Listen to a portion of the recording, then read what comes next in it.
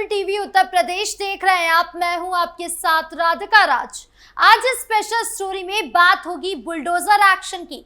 UP से लेकर गुजरात तक बुलडोजर मॉडल देखा जा रहा है, जिससे ये संदेश पूरे देश में जा रहा है कि अवैध निर्माण करने की मनमानी नहीं सहा जाएगा, बल्कि बुलडोजर चलेगा। तो कहां क्या चल रहा है, जानेंगे विस्तार से।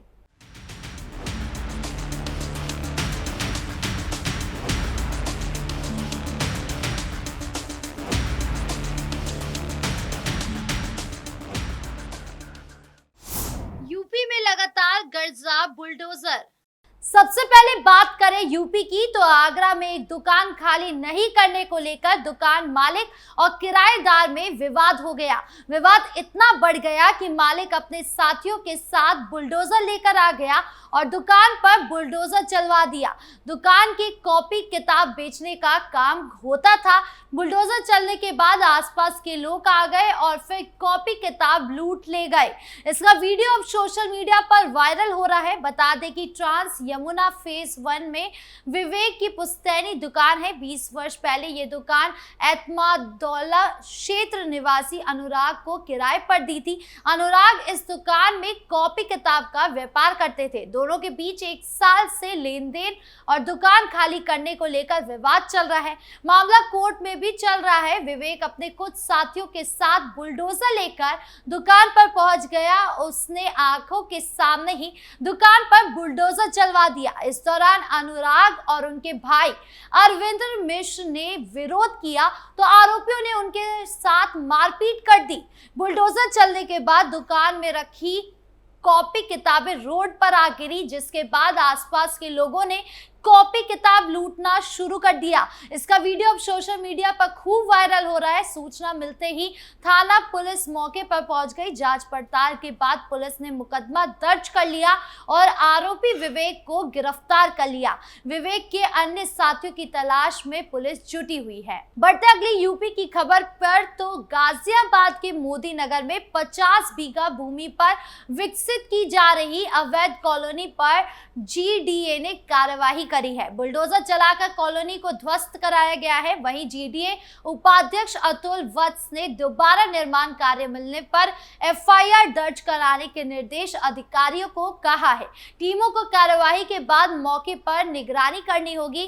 प्रभारी प्रवर्तन जोन 2 के नेतृत्व में टीम मोदी नगर में कार्यवाही के लिए पहुंची। यहां संदीप चौधरी द्वारा गगनहर रोड पर लगभग 50 बीघा क्षेत्रफल में अवैध प्लॉटिंग का कार्य किया गया था।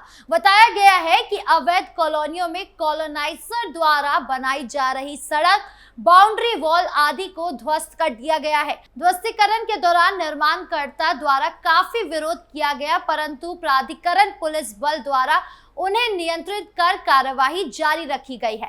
तो वही यूपी की एक और खबर की बात करें, तो चंदौली जनपद में स्थित विसापुर गांव में एक महत्वपूर्ण प्रशासनिक कार्यवाही के तहत 3 भूमिहीन परिवारों को खेल के मैदान से हटाकर उन्हें वैकल्पिक सरकारी जमीन पर बसाया गया। ये कार्यवाही हाईकोर्ट के निर्देश पर की गई, जिसके तहत उप जिला अधिकारी सकलडीहा कुंदन राज कपूर ने गांव के खेल मैदान पर लंबे समय से अवैध रूप से बसे रामचंद्र, भाईलाल और सुदामा के मकानों पर बुलडोजर चलवाया। गौरतलब है कि ये तीनों परिवार वर्षों से उक्त खेल मैदान पर झोपड़ी बनाकर रह रहे थे। हालांकि उनके पास स्थायी आवास या निजी भूमि नहीं थी, जिससे वो भूमिहीन की श्रेणी में आते हैं।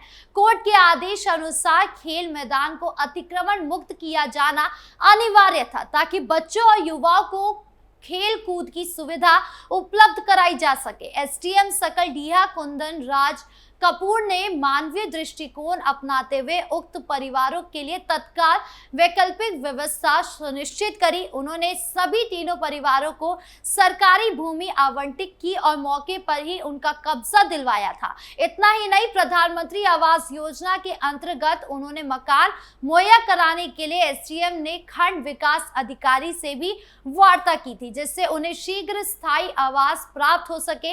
ये कार्यवाही न केवल अतिक्रमण हटाने का उदाहरण बनी, बल्कि प्रशासन की संवेदनशीलता और न्यायप्रियता को भी दर्शाता है।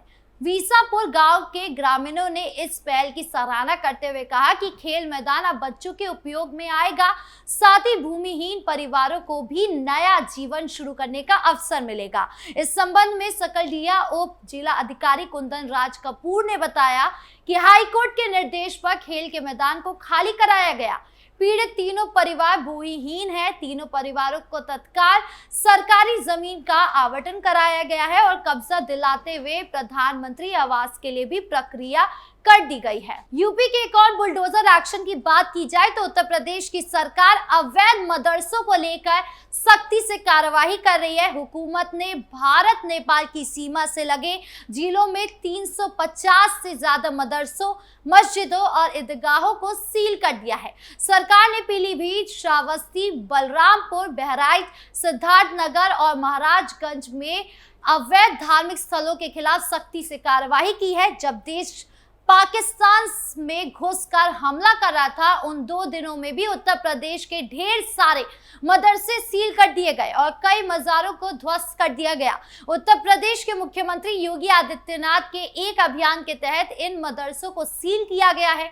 अभियान में सीएम ने सभी प्रशासन को सार्वजनिक जमीन पर बने और बिना रजिस्ट्रेशन वाले मदरसों और मस्जिदों के खिलाफ सख्त कार्रवाई के निर्देश जारी किए हैं, जिसके तहत प्रशासन ने भारत नेपाल की सीमा से लगे इलाकों के 350 से ज्यादा इस्लामिक जगहों को सील कर दिया है। अभियान के तहत 10 और 11 मई को शरारवती में सार्वजनिक और निजी जमीन पर गैर कानूनी तरह से बने 104 मदरसों, 1 मस्जिद, 5 दरगाह और 2 ईदगाहों की पहचान की गई है। सभी इलाकों को नोटिस जारी करने के बाद सील कर दिया गया है। इसके अलावा बहराइच में भी 10 और 11 मई को 13 मदरसे, 18 मस्जिदों, 2 दरगाहों और 1 ईदगाह को सरकारी जमीन पर अवैध तरह से बने होने के रूप में चिन्हित कर दिया गया है। इन सभी को नोटिस दिया गया है, जिसमें से 5 को सील कर दिया जबकि 11 को हटा दिया गया है। जिन जगहों पर बुलडोजर चलाए गए हैं उसमें से 8 मदरसे, 2 मस्जिद, 1 ईदगाह शामिल है। वहीं सिद्धार्थनगर में कुल 23 अवैध निर्माणों के खिलाफ सख्त कार्रवाई की गई है, जिसके तहत शनिवार को 4 मस्जिद और 18 मदरसे अवैध पाए गए हैं, जबकि इतवार को एक और मदरसे को चिन्हित किया गया है। महाराजगंज में अब तक 29 मदरसों और कई इस्लामिक जगहों को तहस नहस किया जा चुका है, जो सरकारी और निजी जमीन पर बनाए गए थे। शनिवार और इतवार को थीमपुर में 13 अवैध निर्माण वाले जगहों को नोटिस जारी किया गया, जिसमें से 9 को सील कर दिया गया और 3 को गिरा दिया गया है। सरकारी और निजी जमीन पर 2 मस्जिद, 1 दरगाह और ईदगाह, 8 मदरसे बने हुए हैं। इसके अलावा येलो पेजेस में भी बिना रजिस्ट्रेशन के बने हुए मस्जिदों को नोटिस जारी किया गया है और 15 दिन के अंदर जवाब देने के लिए कहा गया है। वहीं बलरामपुर में भी अभी तक 30 मकबरे, 10 इस्लामिक जगह और 1 ईदगाह को गिराया गया। यानी अवैध मदरसे हो या दुकान, सरकार किसी को नहीं बख्श रही है। लगातार एक्शन पर एक्शन लिया जा रहा है। मौलाना के व्हाट्सएप ग्रुप ने खोली पोल। बुलडोजर एक्शन न केवल यूपी में बल्कि गुजरात में भी देखा गया है। दरअसल देश के कई भाजपा शासित राज्यों में कथित अवैध मदरसों, मस्जिदों और मज़ारों के खिलाफ कार्रवाई जारी है। हर दिन इन सभी मदरसों, मस्जिदों और मज़ारों को बुलडोजर से ढहाया जा रहा है। इसी बीच गुजरात से बड़ी खबर सामने आई है, जहां कथित अवैध एक मदरसे पर बुलडोजर एक्शन हुआ है। ये कार्रवाई एक मौलाना का पाकिस्तानी लिंक सामने आने के बाद हुई है।